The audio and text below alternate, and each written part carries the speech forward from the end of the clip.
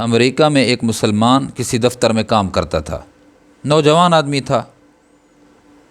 اس دفتر کے اندر ایک خاتون سے، ایک لڑکی سے اسے پیار ہو گیا۔ تعلق کا سلسلہ جاری رہا، رابطہ رہا۔ ایک دن اس نے سوچ لیا کہ میں مجبور ہوں اور اس کے بغیر رہ نہیں سکتا۔ سوچ بچار کے بعد لڑکی کے والد سے، والدین سے جا کر بات کی کہ میں شادی کرنا چاہتا ہوں۔ انہوں نے کہا کہ ہم شادی کرنے کے لیے تیار ہیں، لیکن مسئلہ یہ ہے کہ آپ مسلمان ہیں، ہم عیسائی ہیں۔ ہماری چند شرطیں ہیں، اگر وہ شرطیں پوری کرو گے تو ہم اپنی بیٹی دے دیں گے آپ کو۔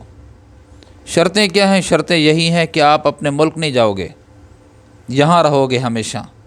دوسری بات یہ ہے، اور اہم بات یہ ہے، کہ آپ مسلمان، ہم عیسائی، آپ کو اپنا مذہب اسلام چھوڑنا پڑے گا اور عیسائیت کو قبول کرنا پڑے گا۔ تیسرا یہ ہے کہ جو اپنے مسلمان تعلق والے ہیں ان سے قطع تعلقی رکھنی پڑے گی۔ یہ اتنا مجبور تھا یہ نوجوان، اس نے اوکے کر دیا۔ شادی ہو گئی۔ زندگی کے کچھ سال انہوں نے گزارے۔ شروع میں جب اس کے مسلمان دوست تھے، دفتر میں کام کرتے تھے، اس ملک میں رہتے تھے، یہاں کے اس کے اپنے ملک کے باشندے اس کو کھینچا، اس کو اپنے پاس، اپنے مذہب کی طرف، دین اسلام کی طرف دعوت دی۔ اس نے کہا کہ نہیں، بس میرا موقف، میرا ٹارگیٹ، میرا ہدف لڑکی ہے، وہ میرے بغیر رہ نہیں سکتی، میں اس کے بغیر نہیں رہ سکتا، آپ مجھ سے رابطہ نہ کرو۔ ہر ایک سے قطع تعلق ہوتا رہا۔ سب مایوس ہو گئے، کسی نے مرتد کہا، کسی نے کافر کہا، کسی نے عیسائی کہا، اور کسی نے کچھ کہا، کسی نے کچھ کہا۔ 4 سال گزر گئے۔ ایک دن وہ اس علاقے کی قریبی مسجد میں نماز فجر، جب امام صاحب نے مسجد کھولی، دیکھا کہ ایک نوجوان جو یہاں رہتا تھا، پہلے نمازیں پڑھتا تھا، 4 سال گم رہا، پھر آ گیا، نماز پڑھی۔ نماز کے بعد امام صاحب نے مصافحہ کیا، اس کو اپنے حجرے اور کمرہ میں لے آئے، خیر خیریت دریافت کی اور پوچھا کہ کہاں گم رہے، نظر ہی نہیں آئے۔ اس نے اپنی آپ بیتی سنائی۔ اس نے کہا کہ مجھے ایک عیسائی لڑکی سے پیار ہو گیا، اس کے بغیر میں نہیں رہ سکتا تھا۔ اس کے والدین سے میں نے جب بات کی، انہوں نے کہا عیسائیت قبول کرو۔ میں نے دین اسلام کو چھوڑ دیا، عیسائیت قبول کر لی، لڑکی کے لیے عیسائیت قبول کر لی۔ ہم ہنسی خوشی زندگی گزار رہے تھے۔ میں جس مکان روم کے اندر رہتا، وہاں پر ایک جگہ پر، ایک جالے میں، ایک تاکچے میں اپنے قرآن پاک کو میں نے رکھا ہوا تھا۔ آتے جاتے اس کو گویا ہاتھ لگاتا تھا، یا آتے جاتے خیال آتا تھا یہ کلام برحق ہے۔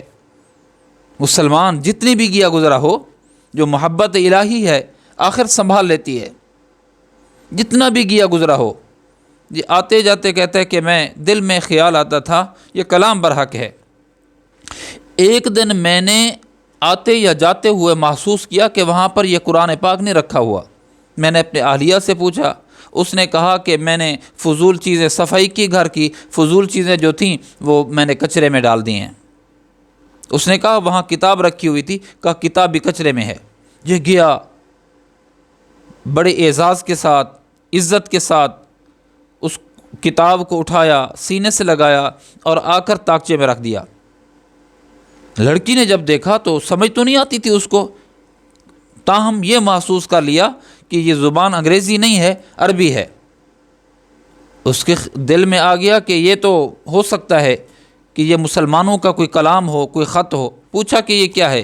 کہا کہ نبی کریم صلی اللہ علیہ وسلم پر اتری ہوئی کتاب قرآن ہے۔ اس نے کہا کہ یا یہ رہے گی کتاب یا میں رہوں گی اس گھر میں۔ یہ نوجوان کہتا ہے اب بہت بڑا فیصلہ کرنا تھا کہ میں کیا کروں، کتاب رکھوں یا بیوی رکھوں۔